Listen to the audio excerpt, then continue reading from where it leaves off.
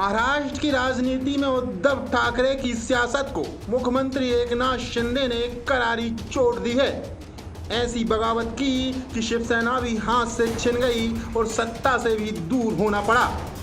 इस समय आंकड़े तो सारे उद्धव के खिलाफ जाते हैं। उनके पास न पार्टी है न शिवसेना वाला चुनाव चिन्ह, लेकिन फिर भी महाराष्ट्र में महाविकास आघाड़ी के सबसे बड़े चेहरे के रूप में उद्धव ठाकरे सामने आ रहे हैं। उन्हें ऐसे प्रोजेक्ट किया जा रहा है कि बीजेपी और एकनाथ शिंदे से मुकाबला तो उद्धव ठाकरे ही करेंगे।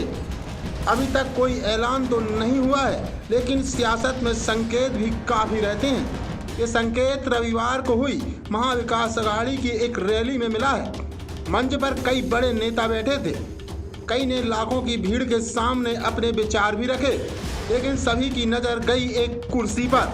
वो कुर्सी जिस पर उद्धव ठाकरे विराजमान हुए। असल में रैली के दौरान हर नेता अपने स्थान पर बैठा था, लेकिन उद्धव अलग ही बड़ी कुर्सी पर विराजमान दिखे। एक नज़र में ऐसा लगा कि उन्हें ही जानबूझकर हाईलाइट किया जा रहा है। ये अलग बात है कि अजीत पवार ने उद्धव की अलग कुर्सी को उनके पीठ के दर्द से जोड़ दिया, लेकिन अब कारण जो भी हो, मगर जनता के बीच संदेश ये गया कि महाराष्ट्र में बीजेपी और शिंदे का मुकाबला करने के लिए उद्धव ठाकरे को आगे किया जा रहा है। मतलब महाविकास आघाड़ी की बागडोर उनके पास ही रहने वाली है। अब शिवसेना की जैसी राजनीति रही है, जिस तरह से एक ही परिवार का दबदबा रहा, उसे देखते हुए एमवीए की रणनीति पर सवाल नहीं उठाया जा सकता। असल में बाला साहेब ठाकरे ने समय के साथ शिवसेना और उसकी विचारधारा में कई बदलाव किए थे। इन बदलावों में मराठा अस्मिता से लेकर हिंदुत्व तक का सफर तय किया गया था। शुरुआती समय में तो शिवसेना की सिर्फ एक विचारधारा रही, मराठी भाषी लोगों को महाराष्ट्र में हक मिले, क्योंकि वे धरती पुत्र हैं। लेकिन फिर 90 के दशक में बाला साहेब को इस बात का एहसास हो गया कि अगर बड़ी पार्टी बनना है तो सिर्फ मराठी अस्मिता तक खुद को सीमित नहीं रखा जा सकता। अगर मुंबई के बाहर विस्तार करना है तो हिंदुत्व की पिच पर भी खेलना पड़ेगा। अब ऐसा किया भी गया और तब शिवसेना को इसका फायदा भी हुआ।